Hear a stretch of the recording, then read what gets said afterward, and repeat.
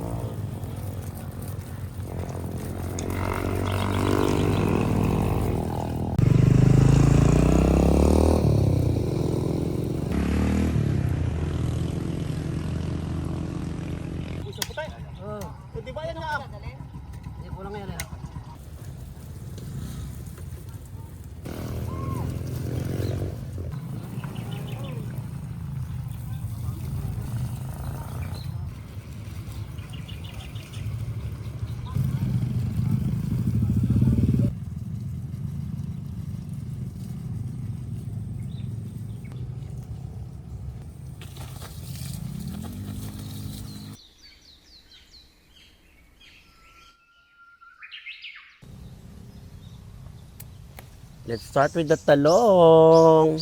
Masarap na talong. Sariwang talong. Mamitas na tayo.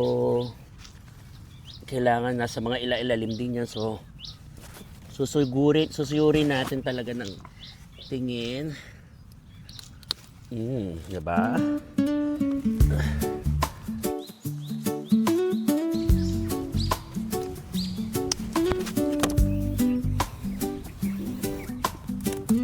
Ganda pa ng puno ng talong.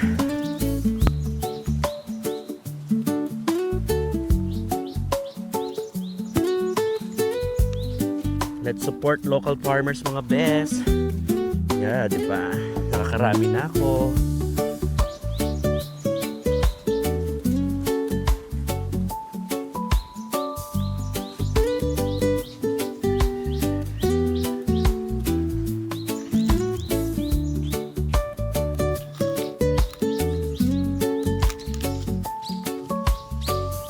Kita nyo naman, check nyo naman kung gaano talaga dapat natin na mahalin at suportahan ng mga local farmers kasi mula sa pagtatanim, sa pag-harvest ay talagang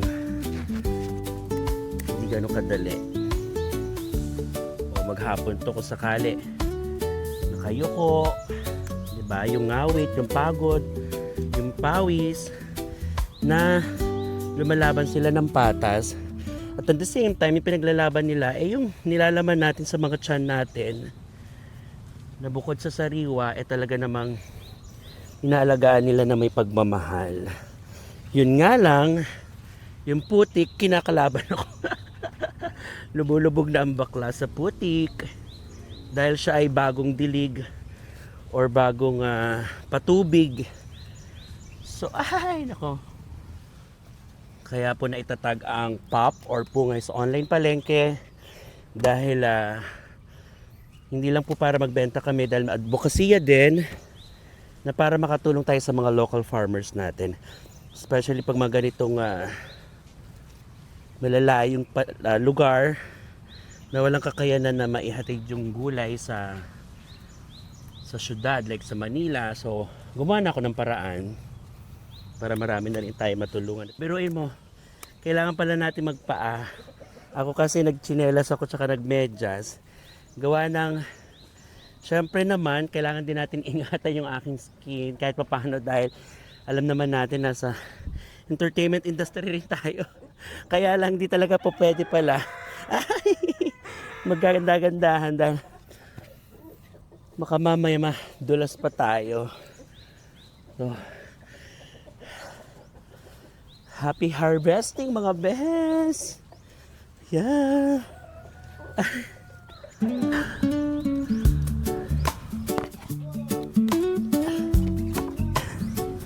Okay.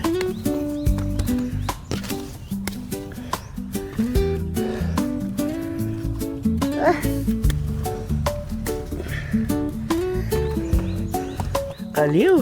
Nakakarami na tayo. Yuhuu! Talong-talong kayo dyan.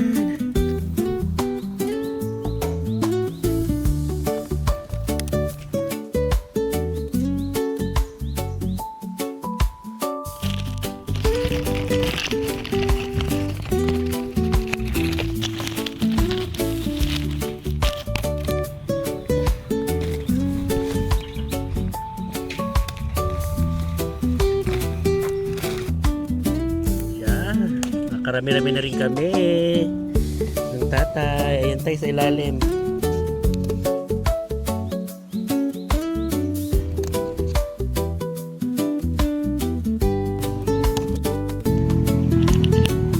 Marami na rin ang pitas ng tatay.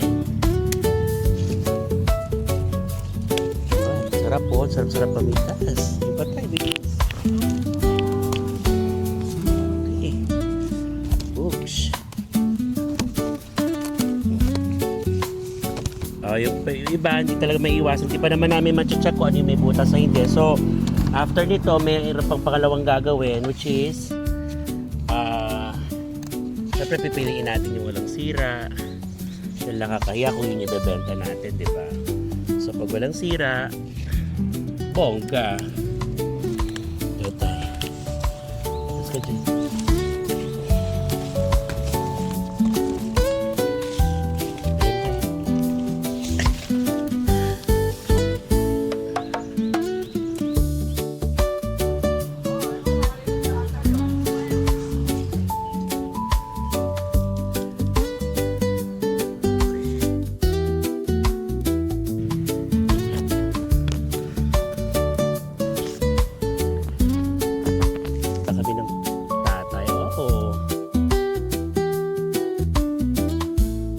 Harvest na tayo ngayon. Harvest time na kami dyan. Oh, dito naman tayo sa sita. Ay, sariwang-sariwa. Oh, sarap. Mamaya magluluto ako ng adobong sitaw. Matagal-tagal na ako hindi nakakakain. Lalo ni bagong pitas, luto agad. Aba, pakasarap noon. Sitaw tayo dyan. Pa-start pa lang yung kanyang puno, pa-start pa lang siyang gumagapang at lalago pa lang, pero nagbubunga na siya ng maganda. Ang galing. So yun ang pinaka-perfect doon. So ibig sabihin, nagbibigay na siya ng magandang biyaya. Dahil ito, pag nakarami na to, pwede na ibenta sa palengke or sa kung sino mga gustong bibili, pwede na siya, mura pa to. Sana makarami tayong sitaw kasi marami rin may favorite ng sitaw. Actually ako at ang anak ko mahilig sa sitaw.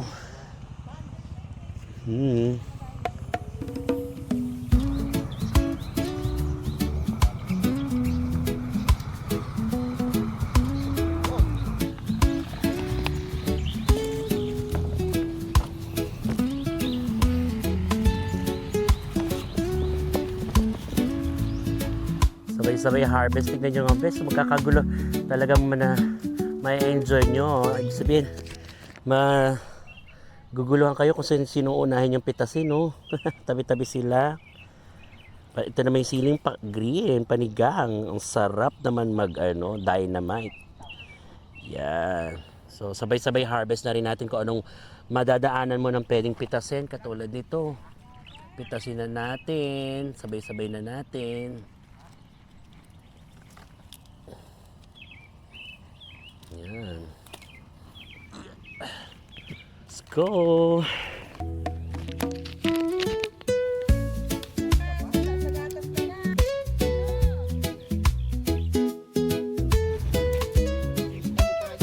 Oo.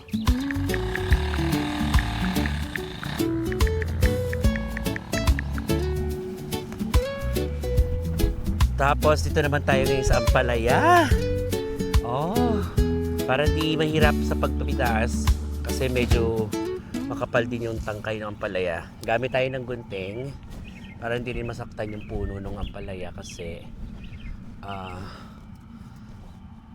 masasayang yung mga dahon pagka nagkasira-sira kasi ngayon yung tangkay niya matibay. Ito pwede na to. So, piliin din natin ng bongga kung ano yung tamang ay ito katulad to oh. Ay, sarap naman ng ulam natin mamaya. Ang sarap din ng bibili nyo sa akin mga bes. Napaka-presyo ay. Bugs. Sarap mamitas.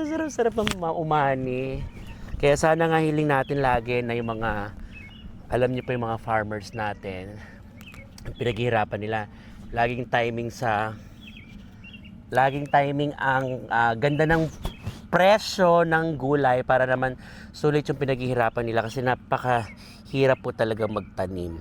Niwala kayo sa akin.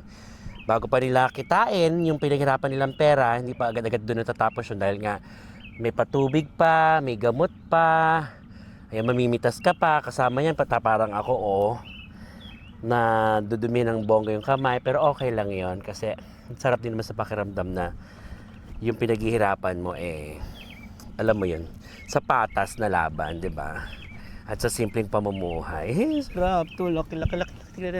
Bilis! Di ba? Haliw!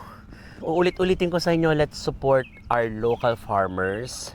Malaking bagay po ang may tutulong natin sa kanila.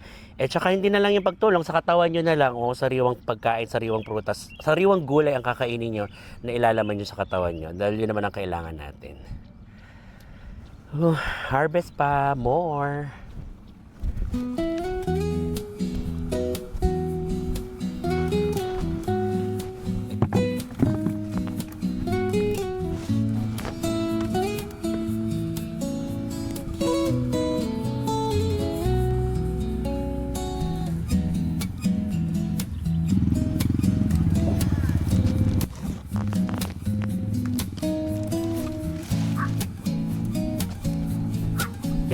Pagkatapos naman natin ng mga gulay-gulay na iba, dito naman tayo sa sibuyas!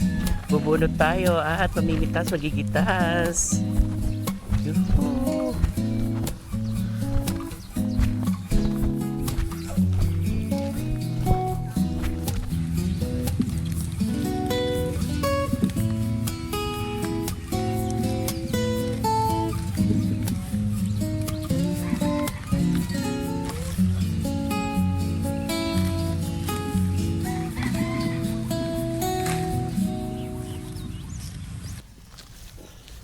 Yan. Sibuyas, ang sarap mamunot. Yung sibuyas, ang dami.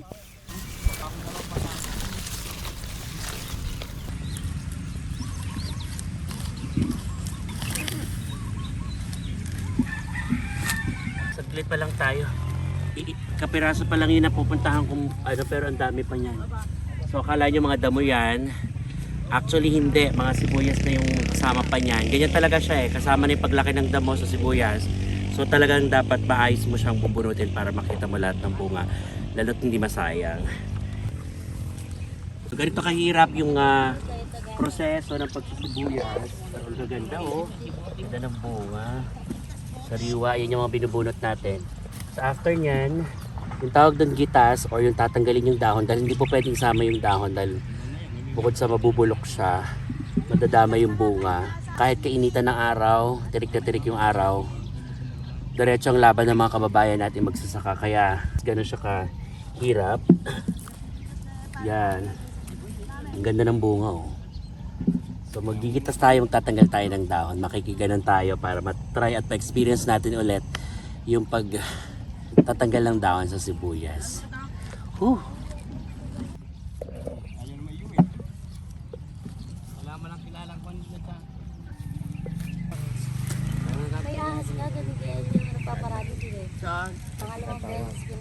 Yan, yung pagigitas, yun yung pagtatanggal ng dahon. Saka pa lang siya ilalagay sa mga buri-buriki.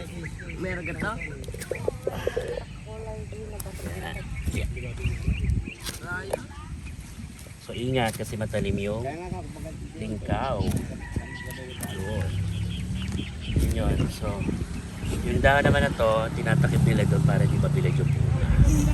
Hanggat hindi pa nakukuha ng buyer or hindi pa na siya natatapos. Kasi syempre hindi pwede masyadong mainitan yung bunga ng sibuyas. Malulusaw kasi siya. Di ko bangal lang ang